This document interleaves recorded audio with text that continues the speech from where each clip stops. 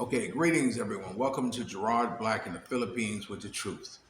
I want to welcome you to my channel, all my subscribers, all my peaches, triggers, lovers, haters, commenters, scallywags. Each and every one of you are important to me, and thank you for taking the time to check out my video. Don't forget to hit that like button. You know, a lot of you hitting like, that's good. I'm gonna answer some comments today on YouTube and kind of get some of us out the way. But what I want to talk to you about today, my mother used to have a saying. My mother Duchess, Duchess, my daughter Duchess, Duchess, Duchess, Duchess. She used to have a saying that said, "Loose lips sink ships," and you know, um, it's very simplistic. It just virtually means that sometimes you can run your mouth too much, you know, and in running your mouth too much, you might uh, give away the farm. You might let something out of the bag that maybe you didn't have any intentions of letting out of the bag, but because of loose lips, yeah, it sunk that ship.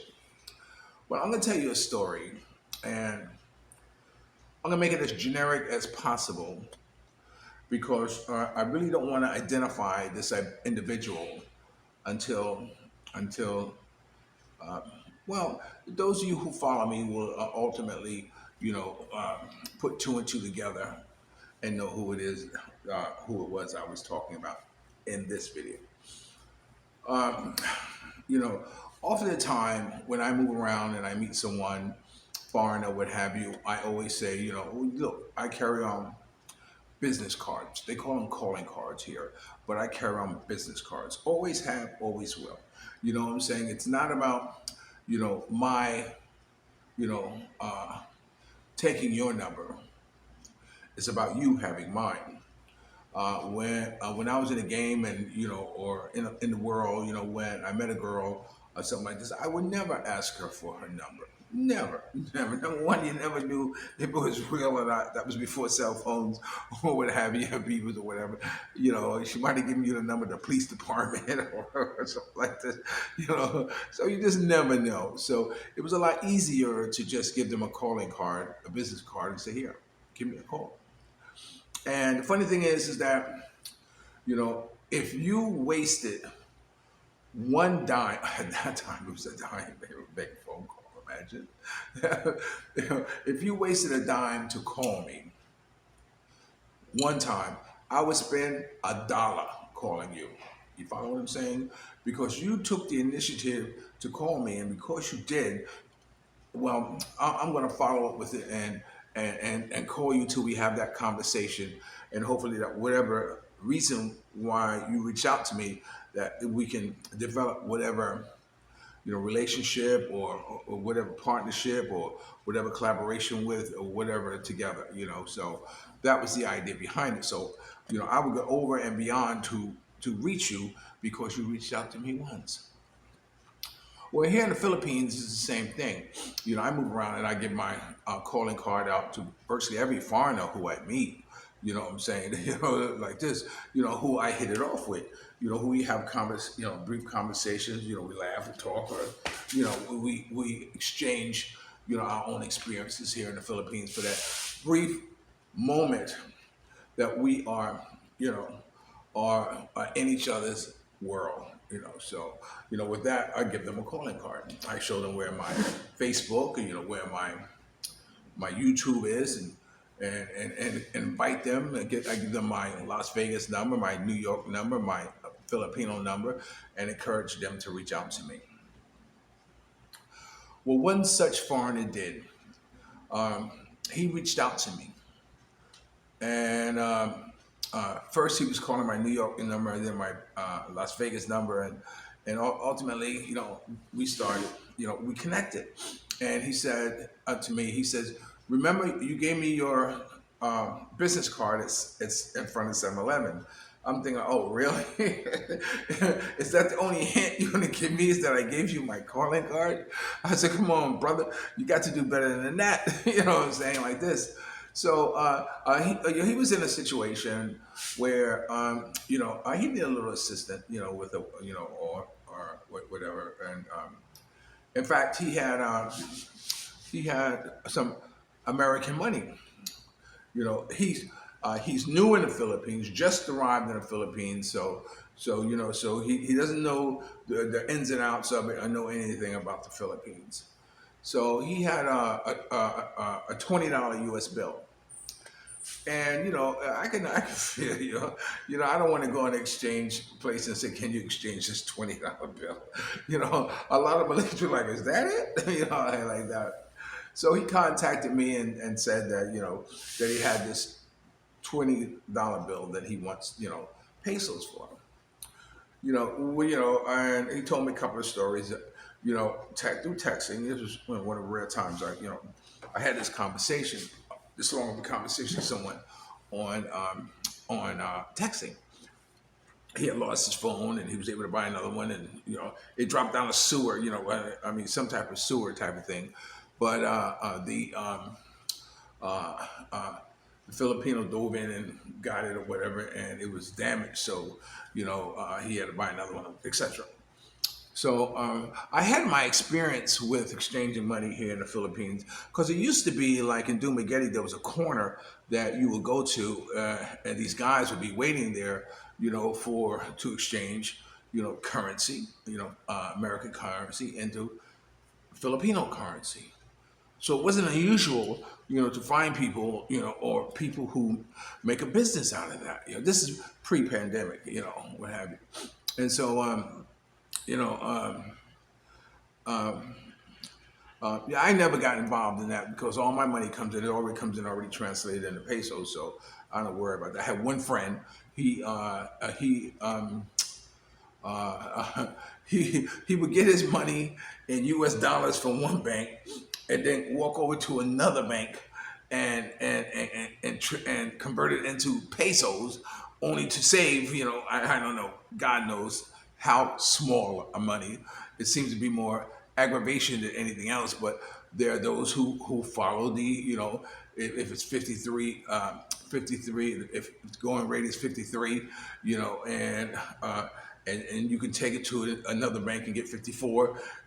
I mean, what are you talking about? 1,000 pesos or 2,000 pesos, depending upon how much you have. So anyway, but there are those who do that. I'm not one to do that. I really don't care. In fact, I tear up all my deposit slips. I just tear it up. I just tear it up because the bank has a record.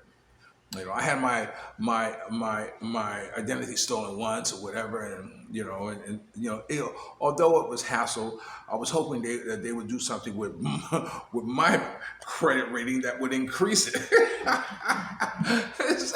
So you want to take my identity, please? You know what I'm saying?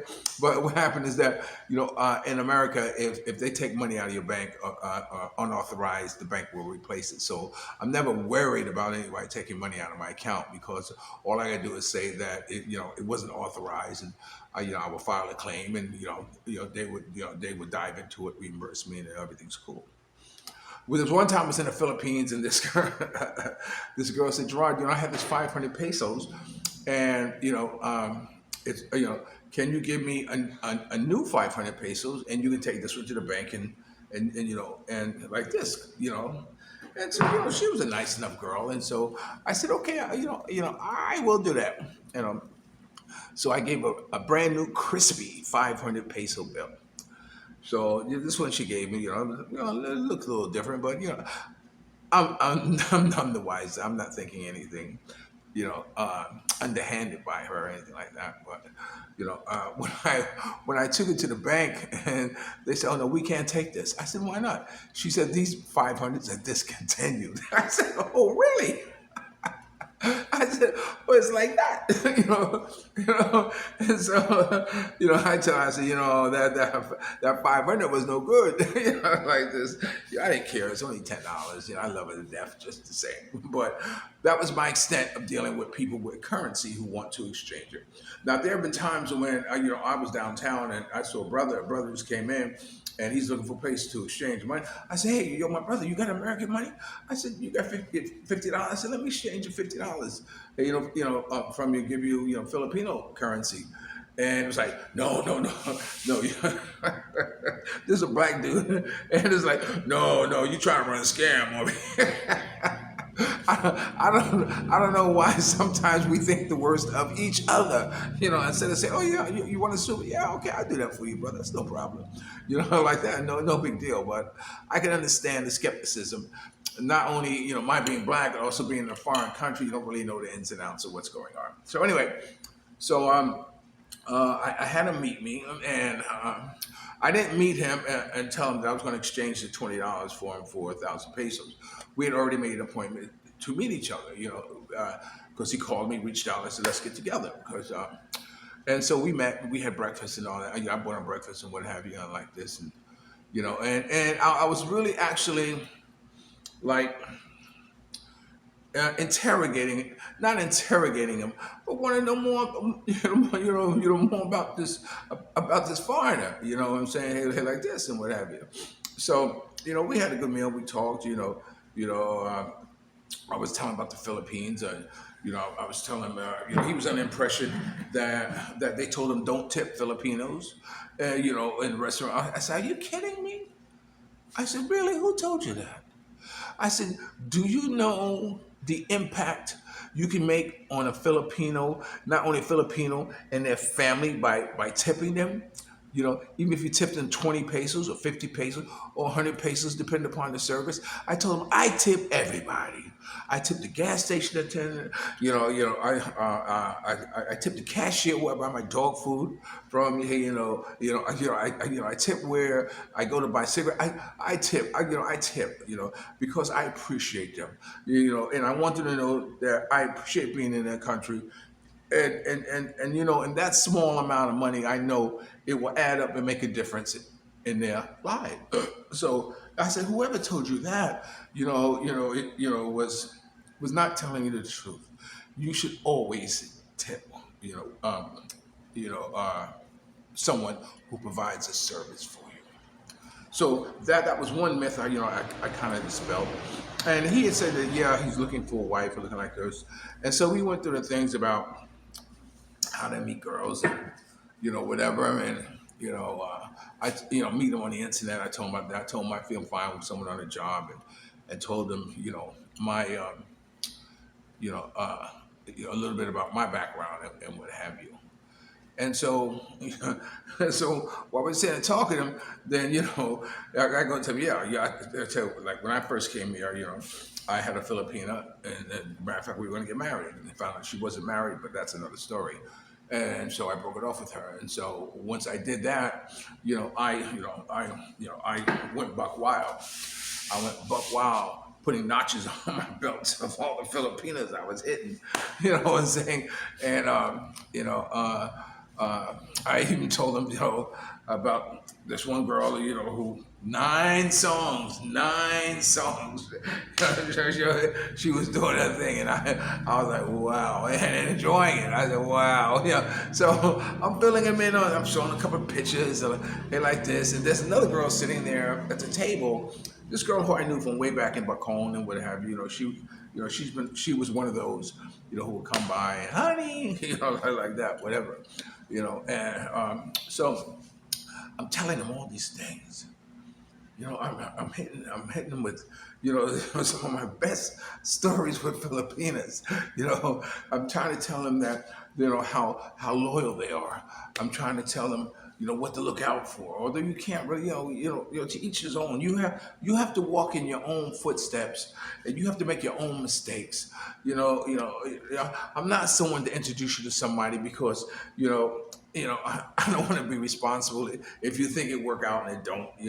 Hey, we talked about some of the laws here in the Philippines. We had a nice conversation, and so when we're,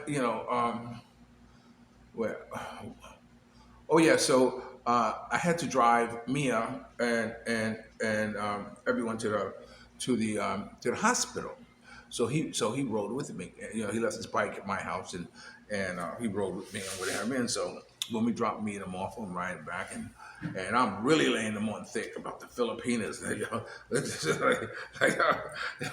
this. I say, yeah, me and I sometimes comment on all the girls, how they look, how they shape, the hair. We comment on the guys like this. This is what we do. If you haven't conditioned your Filipino, or if your life is not like that, then I suggest you don't do it, because it's going to cause headaches and problems. If your man sees you looking at another woman or something like this and say, oh, you like her, like, oh, I don't want to get into that. But anyway, so I'm giving him my best stories, and I'm pointing out, and for some reason he's not responding. You know, and I told him, sometimes I think, Filipino men, really don't appreciate, the beauty of a Filipino woman, because, I just don't see Filipino men going, damn, like you would in the States on a construction site where they go, damn, you see, you just don't see it. And he made an unusual comment. He says, I think most of the men here are gay. I said, oh, really? I said, it never occurred to me that men in the Philippines are gay, except on Family Guy when what's his name, Brian has his cousin. His cousin come visit him, and he come visit him with a little a houseboy who's Filipino. This is my Filipino houseboy. He's gay, whatever. So anyway, so it never really occurred to me. I said, wow. I said, that's kind of. But anyway, I'm giving them all. We're going back and forth and whatever. And I was kind of struck. It's like, wow. So we stopped somewhere, and we're still kicking it. And then I said to myself, you know, are you a pastor? And he said, yeah, pastor. I said, oh, shit. I said, see, I peeped your whole card. He was very bummed about about what he does, or whatever like this, whatever like this. But being able to read people, which is a quality, I'm very proud of. It occurred to me that there's there I asked him, well, I have a vice. He said, well, we all have vices. And so I said, you have vices? And just before I knew, he said he passed it. He said, yeah. I said, what do you like doing? Strangling prostitutes? I'm just joking with him, because he was so mum is so quiet, so secretive, and then it all came into play. It all came into play. And ultimately, I apologized to him, for being as reckless as I was with my words, being as reckless as I was with my stories, and he said, it's okay. But, I also am destined to keep this foreigner in my life, because I believe God is sending him to me for a reason. So anyway, so with that being said, I'm running out of time. I don't want to make this a two-parter. You're watching Gerard Black in the Philippines. Remember, dreams are nothing more than plans awaiting action, never disrespect. I always pull someone up, and sometimes you're the only one to see your vision. And the best revenge in life is to live good. I'm living good today. I hope you are too. And if you're lucky enough to have a woman like Ali Woodson, former lead singer in Temptation One song, treat her like a lady. And ladies, if you're lucky enough to have a man like me, make him feel like a king and never say no. And I told him about, if you have a Filipino girl, if you're not doing it every other night, no 3 days should pass without tapping that ass. I mean, I really laid it on him thick. I'm saying? Oh my God. So my mother said, loose lips sinks ships. So with that being said, I love you like I love some, baby. I'm going to put this little piece in here. I hope you enjoy it. And may you live to be 100, me 100, minus a day. So I never know that nice people like you have gone away. I'll always love you more. Peace. And one more thing before I go, don't forget tomorrow morning on Sunday Morning Classics. Tune in at 7 o'clock a.m. Filipino time and 6:30 East Coast time due to daylight saving time because we're usually 12 hours ahead. Tune in to watch the Sunday Morning Classics as time goes by. So does music. I'm looking forward to be chatting with you then, live on YouTube. Peace.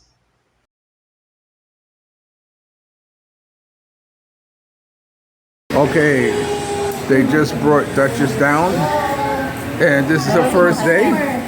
Look at her, Duchess. Oh boy, her eyes are closed. Oh. Duchess Mcleod. Queen Duchess Mcleod. Okay, let's bring her outside.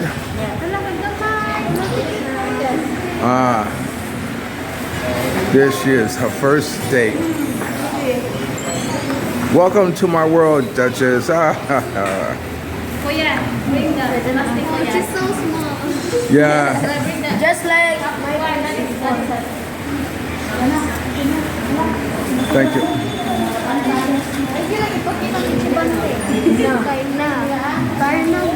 Lord Mia, take her outside.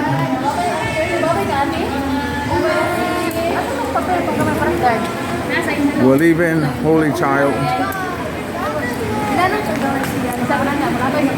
And there's the clan.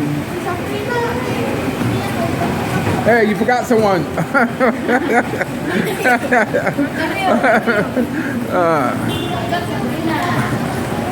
That is a happy mother.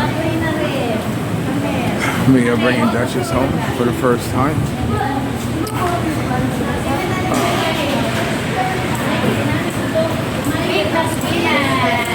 That's a wonderful thing.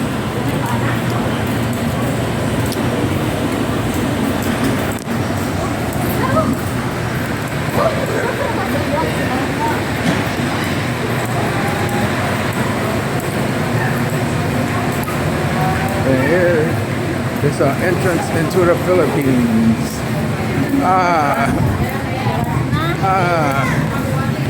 Where's the car? It's over by McDonald's. You want to wait here? I go get it. Yeah. Okay, so stand over there. Here. Okay. Okay, I'll be right back.